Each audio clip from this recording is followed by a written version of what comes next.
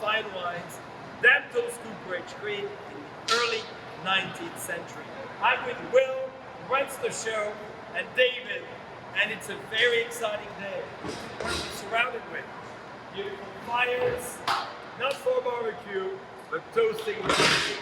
Will, tell us about this amazing place. Well, we started here in 1982, and we were only doing French oak for a start. We do French and American and Hungarian oak.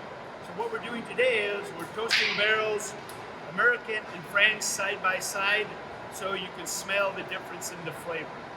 So we're bending the barrels over here, and then we hoop them up with truss hoops, and then we'll toast them over here. So, David, what's the history of this amazing cooperage? So we're a cooperage that was founded actually back in 1825.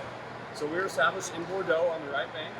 Over the course of the years, we've established cooperages in Spain, LaGuardia, Spain, as well as here in Napa.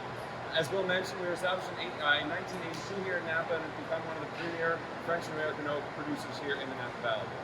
So French oak now Yes. is widespread in California, of course. Yeah, French oak is very popular. We love the French oak. There's a variety of forests that we will source from throughout all over France. And depending on the type of wood that we're sourcing, we can create a very different type of barrel for our winemakers.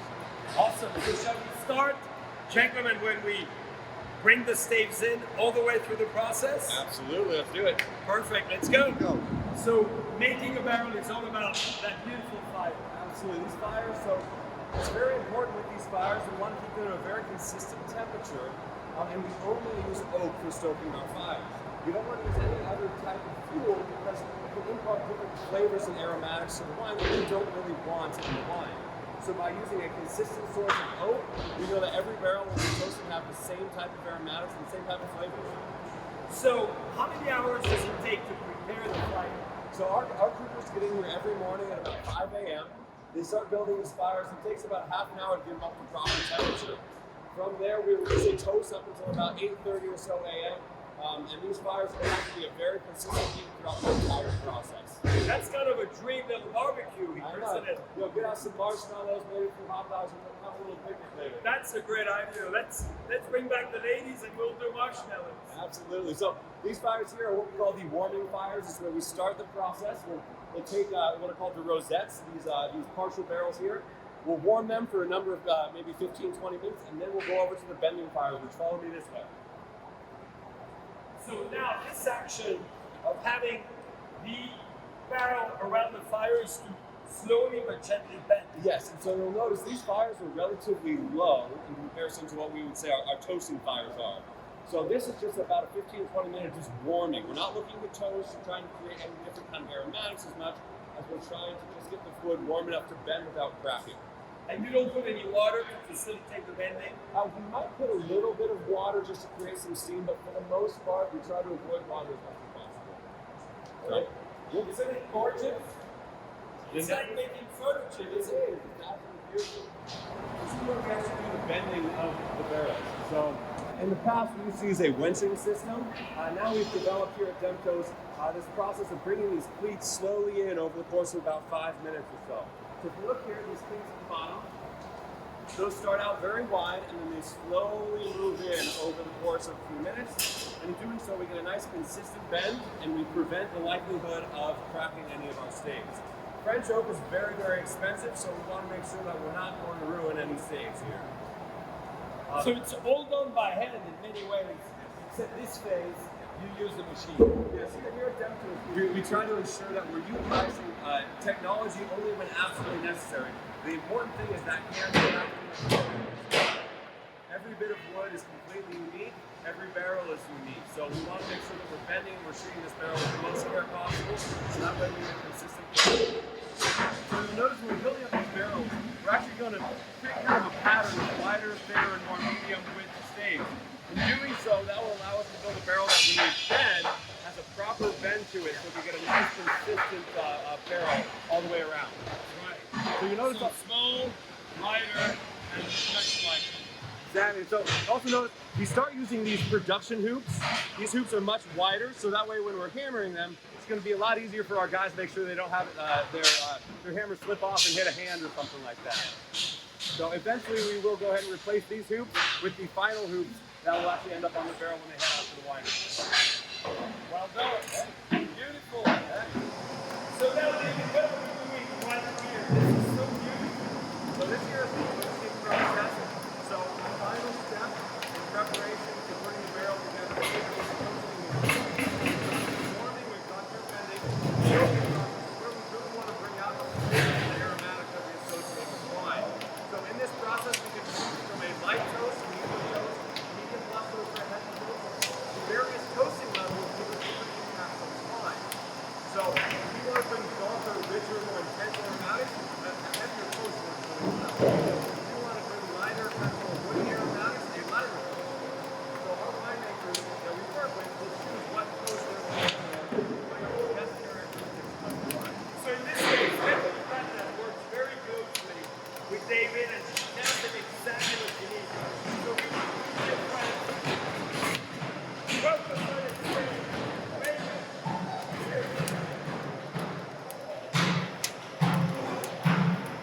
Beautiful example right there of seeing the beginning and the end. It's got a very important, all those beautiful notes and wonderful kind of dark light and characteristics of this wine. You can see it really come out beautifully in this restaurant cab. This is an amazing wine as well. Thank you for the great company.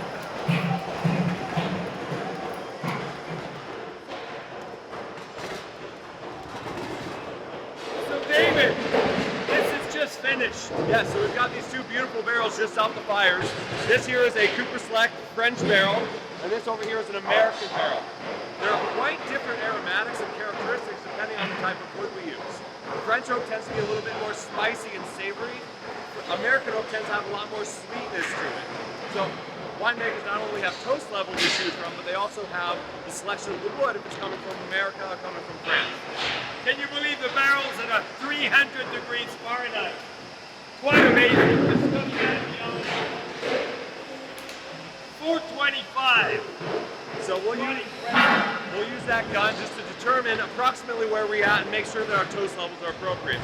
Our guys that have been toasting for literally years and years and years, so they know visually what to look for. However, we like to make sure with the temperature gun exactly what we're at. So now that we've got the bung cut, we've got the bung cauterized, the next thing we want to do is prepare for the head of the barrel. So this here is what we call the croze. The croze is where the head of the barrel will actually fit into the side. So that area is very important. We want to make sure that we have a really tight fit so that we don't have any issues with leaking. This area here, this little angled section is what we call the chine. That helps us when we're building up the barrel to fit the head in a lot more easily. So the machine right back behind me is what we will use to cut the croze and the chine all at the same time. So it's really important that we get this done in a really perfect way, so that way we have a barrel that will hold water, hold wine. Beautiful. So that's the famous machine. So that machine here, I don't know if you can see, we've got a specialized blade that allows us to cut the chine and the croze at the same exact time, so you get a perfect fit all around the entire barrel head. So the next step in the process is going to be building of the heads for each barrel. So we still utilize a very old-fashioned technique, and instead of using any kind of mortise or any type of connection, we're actually just literally going to butt the two pieces of wood up together and use this piece of river reed that's small. Yeah, essentially what's river reed, what you would find along the rivers in France. Yeah. And so this acts as essentially a gasket between each stave, and then we will use basically a double-sided nail. So you can see there, the double-sided nail, we only use stainless steel. We do work with some distilleries, and we need that stainless steel to make sure that we're not going to have any issues with changing the color of the filter. So we only use stainless steel. No copper, nothing. And so essentially what will happen is we will drive the nail halfway in to one piece of wood. We'll put essentially the gasket, and then we'll drive into the next piece of wood. In doing so, this makes it very easy for us to repair the head should there ever be an issue. If you're really surprised, we have a very small percentage of our barrels ever come back with leaks in the head. That's incredible. It's a very efficient, very effective way of utilizing all of our resources to make sure that we're not wasting wood. And it's being put in between. Yeah, so essentially, I'll show you here in a moment, but essentially we're going to end up like this.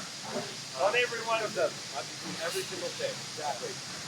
Tedious process. Yeah, very, very difficult to do. It takes a lot of time, but again, that's that hand crafting that we see in the Demptos Cooperage. All right, so here we've got a finished head that's ready for cutting. Notice that we've got all of those river reeds in between each stave.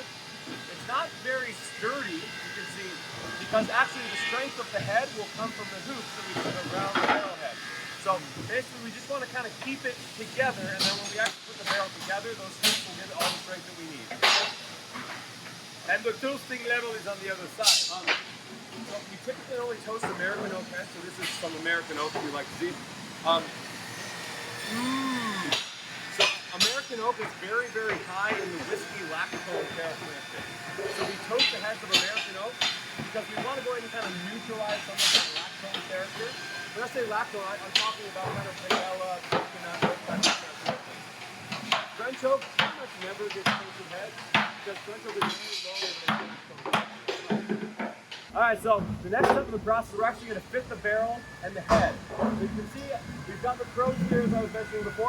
We put just a small amount of paraffin wax, the food grade wax. That'll seal up any tiny, tiny little pinholes. Then we'll take the barrel head and we'll start the process of actually fitting it. Jose here has been doing this for many years. He is the best that we've got. He's well built too. And very strong. Jose can tell that the barrel head's going to fit properly just by doing a loose fitting. Once he's ready, he'll loosen up the hoop. Yeah. And then he'll actually start the process of putting the head. So go ahead, Jose.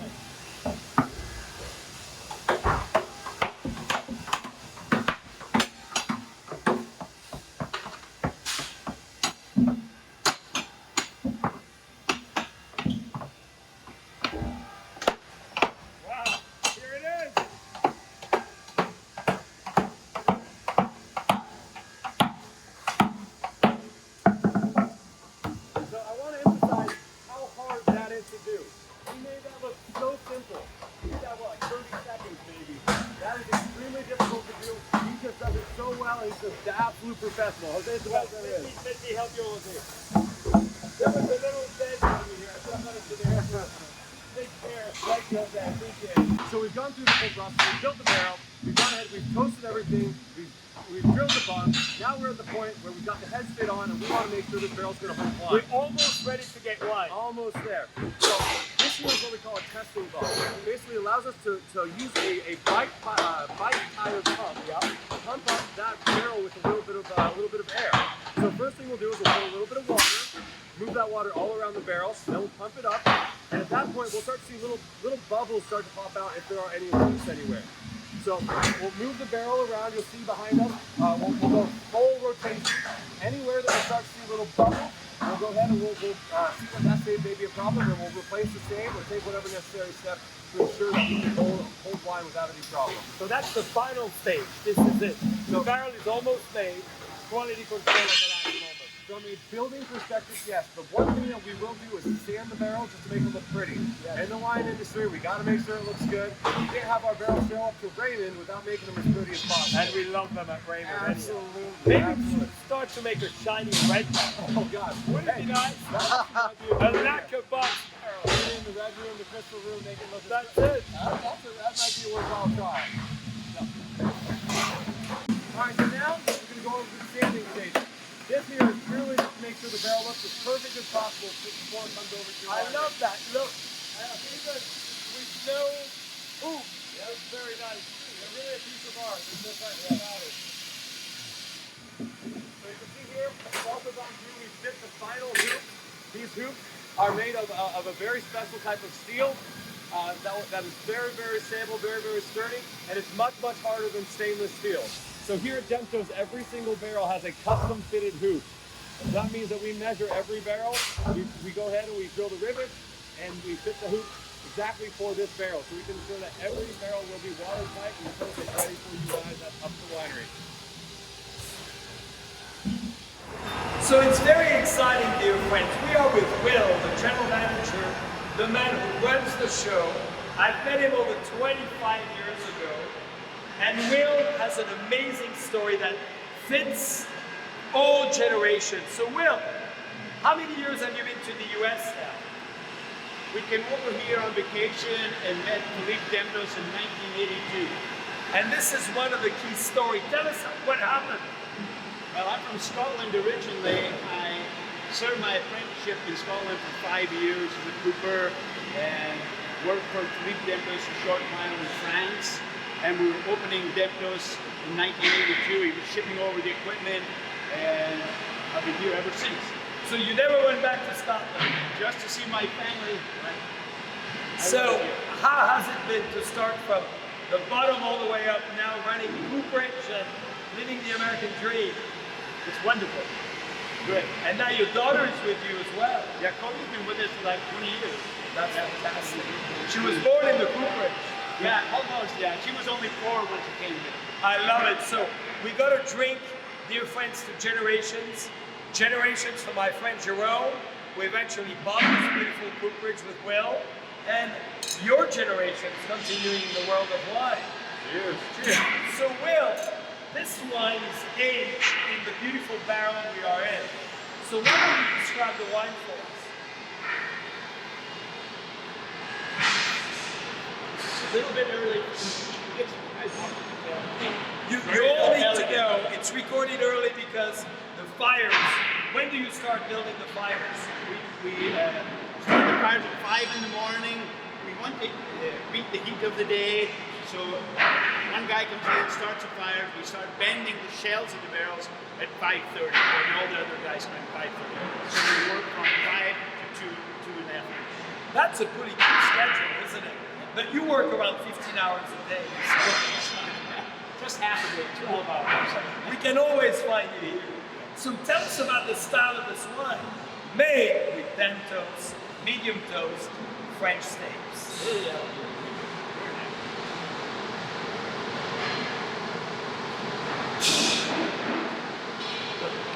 So, any words for that? Maybe there's more words for David because you got to realize there's a lot of skills at Demptos Cooperage, from making barrels to charismatic leaders, and maybe I could see there's something you made over here. I can play a little guitar for you. Where did this come from? I don't know. What are the chances? She's a good night, please. Please do remember. She's broken heart. Comes along without warning. She's a bottle of wine on the back porch she gets started. She's a country road on Bridge Friday morning. Seeing flares that I just cannot even own. She's everything in dreams. It seems I never thought I'd fall upon.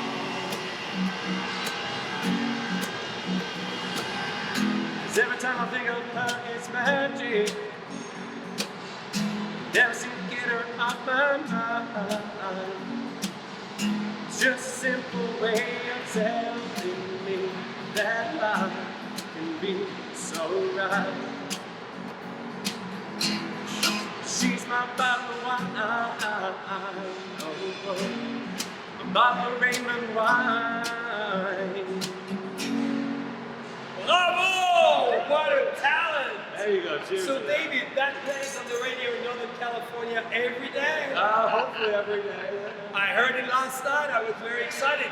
Now we are meeting the actual singer. We are very honored. David, thank you for the tour. My pleasure. Well, Cooperage Station for an amazing story. And dear friends, this is all about generations, all about continuity, all about building something amazing for the long term, and the craftsmanship at Demptos. Cheers! Cheers.